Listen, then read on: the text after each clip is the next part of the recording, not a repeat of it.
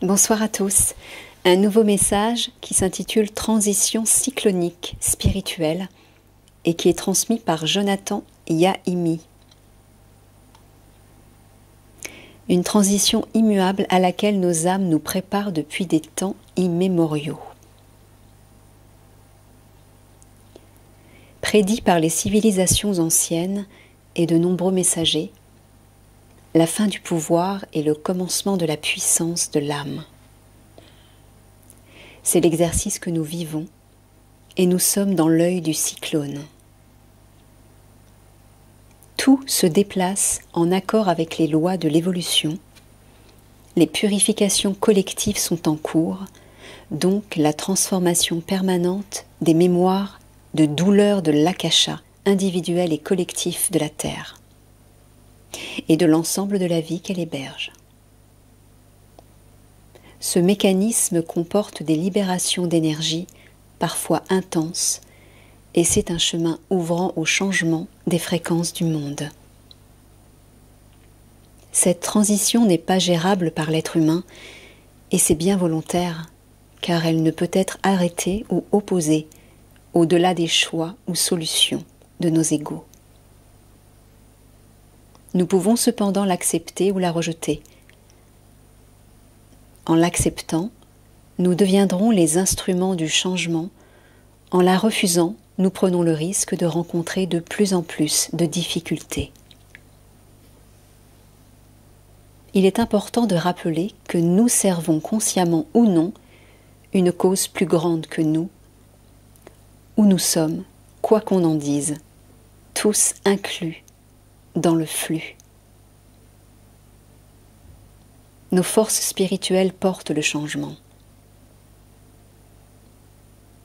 La puissance créatrice de l'univers, dont nous faisons partie active, exécute ce qu'elle doit pour nous ramener dans l'équilibre. Si nous nous appuyons sur les intentions les plus nobles de notre cœur et de notre âme, nous pouvons devenir des outils évolutifs. Nous vivons des journées très lourdes sur le plan énergétique, qui induisent des émotions profondes, comme la mélancolie, la colère, la tristesse, l'apathie, la peur. Simplement parce que les fréquences actuelles déverrouillent les résistances. Tout est mis à nu. L'obscurité n'a plus d'abri et doit se montrer. La lumière est inévitable. Chaque âme est obligée de faire face à elle-même, à son parcours, avec sa propre responsabilité, comme manifestation divine dans cette densité terrestre. Nous sommes tous appelés à l'introspection, et pas seulement. Ce que nous choisissons d'être maintenant est essentiel, car cela crée les bases des prochaines étapes sur lesquelles bâtir les transformations nécessaires à ancrer le nouveau monde, et cela avec ou sans nous. Le passé de cette planète termine le cycle de sa guérison karmique. La guérison karmique collective est en action. Souhaitons que 2022 ouvre les portes à de nouvelles solutions, car l'ancienne façon de vivre ne peut plus se tenir debout.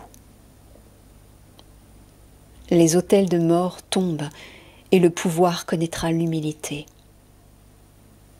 Cela se produit déjà au sein de grandes institutions. La conscience est littéralement en train de briser les barrières qui l'opposent. C'est là la dernière transition cyclonique spirituelle. Une transition où la dualité est primale, la peur et l'amour. C'est de ce choix primaire que nous sommes impliqués. Si nous sommes ici maintenant, c'est parce que nous avons choisi d'en faire partie. chacun comme bon lui semble, comme il le peut avec ses ressources et limites. Ne retenez pas vos émotions parce qu'elles sont intenses, surtout pour ceux qui perçoivent en profondeur ces changements vibratoires. Le corps vit tout ça. Aimez-le encore plus.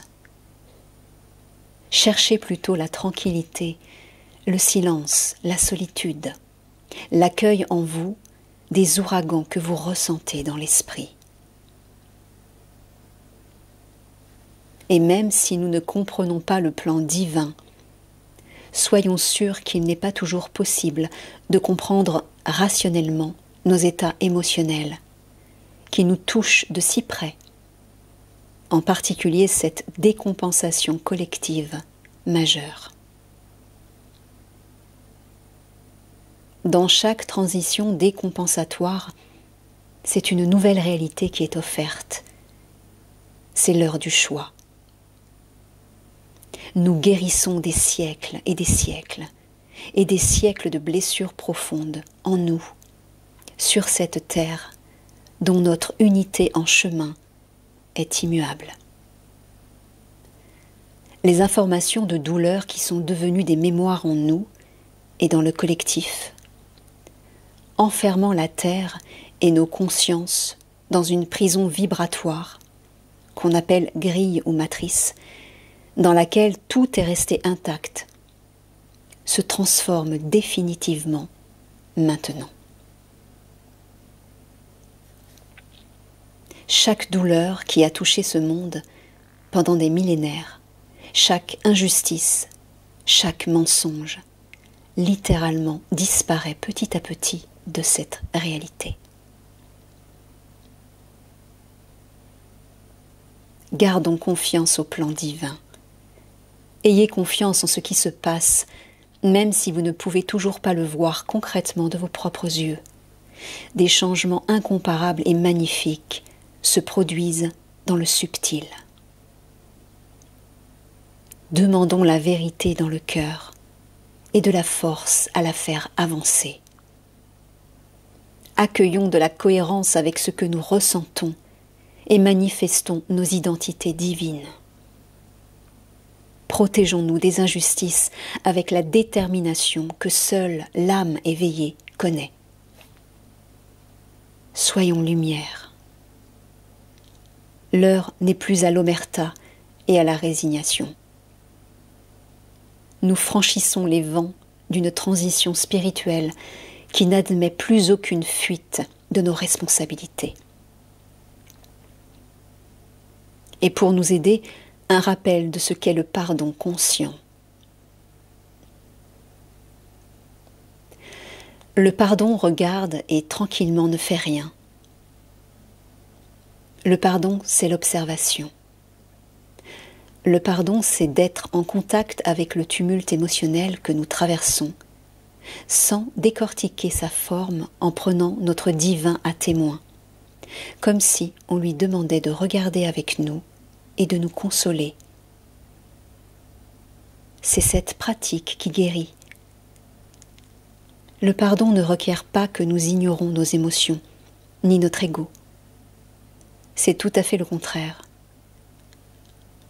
Le miracle du pardon est de regarder la dévastation et rappelle à l'esprit que ce qu'il voit est faux.